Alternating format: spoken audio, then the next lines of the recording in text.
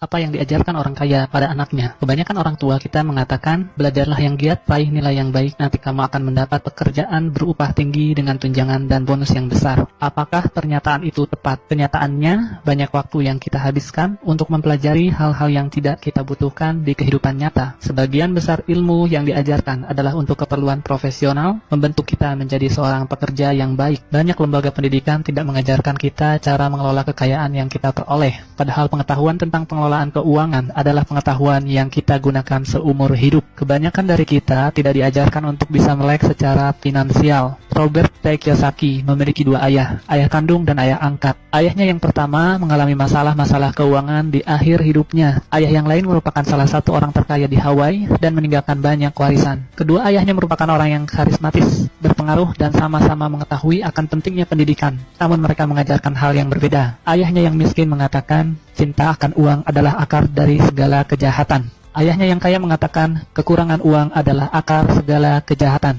Ayahnya yang miskin mengajari agar menjadi seorang yang pandai dan cerdik sehingga nantinya bisa bekerja di perusahaan besar. Ayahnya yang kaya mengajari agar memiliki perusahaan dan mempekerjakan orang yang pandai dan cerdik. Ayah yang miskin menyuruh untuk menabung. Ayah yang kaya menyuruh untuk berinvestasi. Saat kondisi sulit, ayahnya yang miskin mengatakan, saya tidak mampu mencapainya. Ayah yang kaya mengatakan, bagaimana agar saya mampu mencapainya? Ayah yang miskin mengajarkan kita agar bekerja untuk uang. Ayah yang kaya mengajari bahwa uanglah yang harusnya bekerja untuk kita.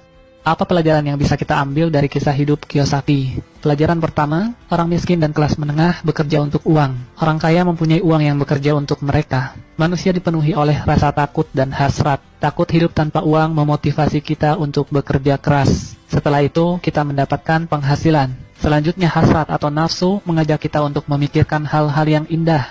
Handphone baru, televisi baru, kendaraan baru, liburan, bioskop, dan lainnya. Semakin besar pendapatan, maka semakin mewah keinginan seseorang dan semakin besar juga pengeluarannya. Ketakutan dan hasrat ini berlangsung terus hingga yang tersisa adalah tagihan cicilan dan berbagai hutang. Inilah yang disebut dengan rat race. Pelajaran kedua, keluarlah dari rat race dengan membuat diri Anda melek secara finansial. Misalkan Anda memiliki gaji 10 juta per bulan, namun pengeluaran Anda 9 juta per bulan. Maka yang bisa Anda sisihkan sebenarnya hanya 1 juta per bulan. Jika Anda seorang pekerja, maka Anda akan banyak sekali membayar pajak. Sebelum memperoleh gaji, Anda membayar pajak. Saat berbelanja, Anda membayar pajak. Saat menabung, Anda membayar pajak. Bahkan sampai Anda meninggal pun, maka Anda tetap harus membayar hutang pajak Anda. Yang akan menjadi masalah nantinya adalah bukan seberapa banyak uang yang bisa diperoleh, namun seberapa banyak yang bisa disisihkan. Bagaimana agar Anda bisa melek secara finansial?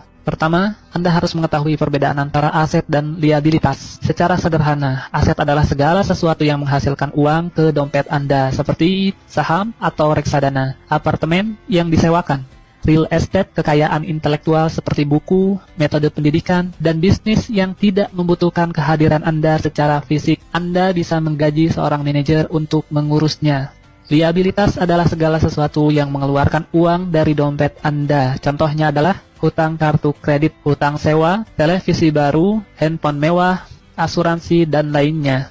Orang miskin memiliki pengeluaran harian yang tinggi. Kelas menengah membeli liabilitas yang mereka pikir adalah aset, dan orang kaya membangun kumpulan aset yang kuat untuk menghasilkan pendapatan. Kelas menengah mendapati dirinya berada pada pergulatan keuangan yang terus-menerus. Pendapatan utama mereka adalah gaji. Semakin tinggi gajinya, maka semakin keras mereka bekerja dan pajaknya pun semakin tinggi. Pengeluaran juga meningkat seiring peningkatan gaji, sehingga istilah rat race menjadi cocok untuk mereka. Bukannya berinvestasi di aset sesungguhnya, kelas menengah malah memperlakukan rumah mereka sebagai aset utama. Orang kaya semakin kaya karena mereka terus mengumpulkan aset dan berinvestasi untuk menghasilkan pemasukan yang akan melebihi pengeluaran mereka sendiri. Lalu kenapa rumah bisa bukan merupakan aset, namun liabilitas? Orang bekerja dalam waktu yang panjang untuk membayar kredit rumah. Orang juga membayar untuk pajak rumah, pengeluaran untuk perawatan rumah, dan biaya lingkungan, telepon, listrik, PAM. Itu Ditambah lagi, nilai bangunan rumah itu sendiri bisa terdepresiasi atau menurun dari waktu ke waktu. Anda akan banyak mengeluarkan uang untuk membayar cicilan dan perawatan rumah. Nasihat ayah kaya, bila Anda ingin membeli rumah, pertama kali Anda mesti mempunyai arus kas dari aset Anda. Aset ini yang akan menghasilkan uang dan kemudian digunakan untuk membayar rumah yang Anda beli. Konsentrasikan usaha Anda untuk membeli aset-aset yang menghasilkan dan upayakan untuk menjaga liabilitas dan pengeluaran di tingkat yang serendah mungkin. Pelajaran ketiga, mulailah mengelola bisnis Anda sendiri. Anda bisa tetap bekerja di pekerjaan Anda sekarang, tapi mulailah berpikir untuk memiliki bisnis sendiri. Kiyosaki menjual mesin fotokopi dan mendapatkan pemasukan berdasarkan komisi dari perusahaan Xerox. Dengan penghasilannya ini, dia membeli real estate dan dalam waktu 3 tahun, real estate-nya sudah menghasilkan pemasukan yang jauh lebih besar dari gaji yang diterima dari Xerox. Dia tahu bahwa untuk keluar dari rat race dengan cepat, dia harus bekerja lebih keras dengan menjual mesin fotokopi lebih banyak lagi dan mulai membangun bisnisnya sendiri. Jangan membelanjakan semua gaji yang Anda dapat. Bangunlah portfolio aset. Saat aset Anda sudah menghasilkan pendapatan yang cukup, maka Anda boleh membelanjakannya. Kiyosaki kemudian keluar dari tempat kerjanya dan membangun bisnisnya sendiri secara penuh waktu. Pelajaran keempat, bayarlah diri Anda terlebih dahulu. Pajak pendapatan telah diterapkan kepada penduduk di Inggris sejak tahun 1874. Di Amerika Serikat sendiri baru diperkenalkan pada tahun 1913. Saat ini pajak yang direncanakan hanya untuk orang-orang kaya, meleset sehingga kelas menengah dan orang miskin juga ikut terkena pajak. Kenyataannya, orang kaya selalu mempunyai cara untuk melindungi diri dari pajak yang tinggi, yaitu dengan membuat perusahaan. Perusahaan bukanlah selalu berupa fisik gedung dengan nama perusahaan dan logo yang terpampang di luarnya. Perusahaan adalah dokumen yang berada di lemari pengacara atau notaris yang sah secara hukum. Perusahaan menawarkan keuntungan pajak dan perlindungan dari jeratan hukum. Ini adalah cara yang sah untuk melindungi kekayaan Anda. Orang kaya telah menggunakan cara ini dari generasi ke generasi. Pelajarilah lebih lanjut dan temukan aturan-aturan pajak yang membawa keuntungan terbaik untuk Anda. Ayah kaya berkata, bayarlah diri Anda terlebih dahulu. Ini akan memaksa Anda untuk membuat sumber pemasukan lain untuk menutup pengeluaran Anda. Aturan sederhana ini bekerja seperti ini. Orang yang bekerja untuk perusahaan akan pertama-tama membayar pajak, lalu mendapatkan pemasukan,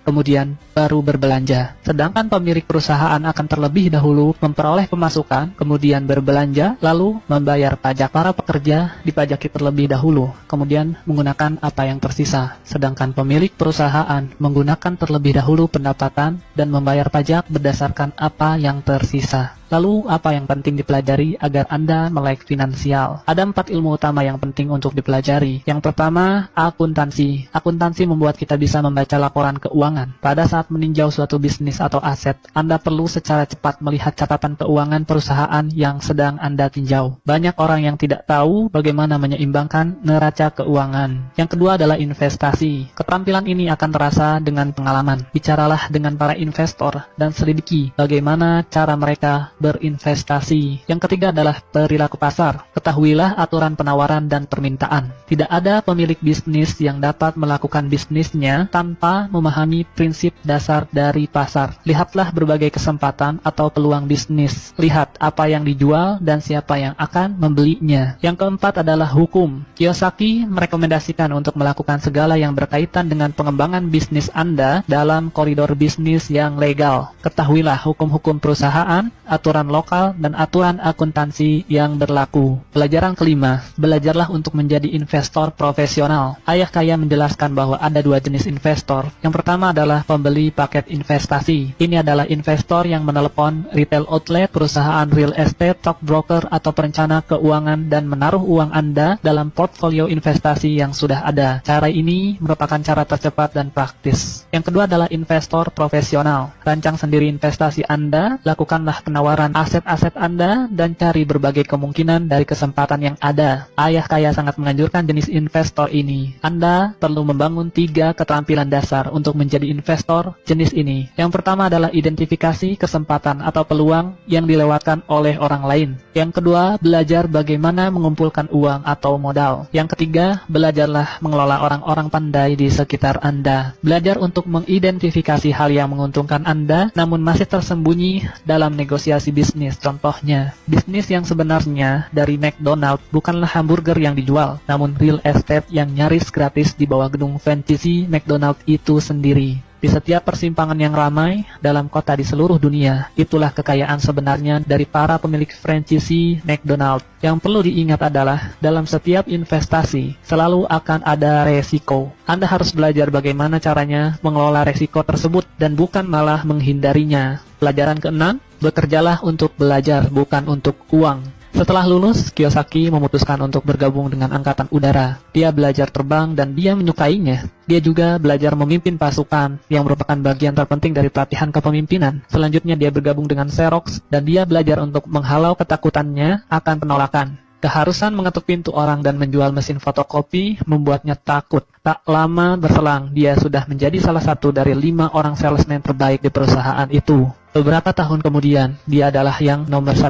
Setelah belajar menaklukkan rasa malu dan takut akan penolakan, dan menjadi nomor 1, dia keluar untuk mulai membangun kerajaan bisnisnya sendiri. Pelajari berbagai keterampilan menjadi seorang public relations, marketing, advertising. Ambillah pekerjaan sambilan dengan tujuan untuk belajar lebih jauh lagi, bukan untuk uang. Dalam sistem pendidikan kita, sekolah mengajarkan orang menjadi seorang profesional. Profesional akan menjadi seorang spesialis hingga mereka tak mampu bekerja di luar bidangnya dan membutuhkan serikat pekerja untuk melindungi posisi atau pekerjaan mereka. Ingatlah, Anda bisa menjadi seorang profesional, katakanlah belajar menjadi seorang pilot jika ingin belajar terbang. Namun, pada saat yang sama, mulailah berpikir untuk mengembangkan bisnis Anda sendiri. Orang kaya mendidik anaknya berbagai hal yang berkaitan dengan bisnis itu sendiri. Mereka memindahkannya dari departemen yang satu ke departemen yang lainnya, hingga ia dapat belajar tentang keterkaitan antar departemen yang ada. Spesialisasi bukanlah yang terpenting di sini, namun mengambil pelajaran di semua departemen sangatlah penting untuk modal melihat suatu bisnis secara keseluruhan. Ada 3 keterampilan manajemen yang utama. Yang pertama adalah manajemen arus kas, kedua adalah manajemen sistem, ketiga adalah manajemen sumber daya manusia. Jadi, apa saja yang kita pelajari? Yang pertama, orang miskin dan kelas menengah bekerja untuk uang. Orang kaya mempunyai uang yang bekerja untuk mereka. Yang kedua, keluarlah dari rat race dengan membuat diri Anda melek secara finansial. Yang ketiga, mulailah mengelola bisnis Anda sendiri. Yang keempat, bayarlah diri Anda terlebih dahulu. Yang kelima, belajarlah untuk menjadi investor profesional. Yang keenam, bekerjalah untuk belajar, bukan untuk uang. Ingatlah, pekerjaan adalah solusi jangka pendek untuk masalah keuangan jangka panjang Anda. Atasi hambatan Anda dan mulailah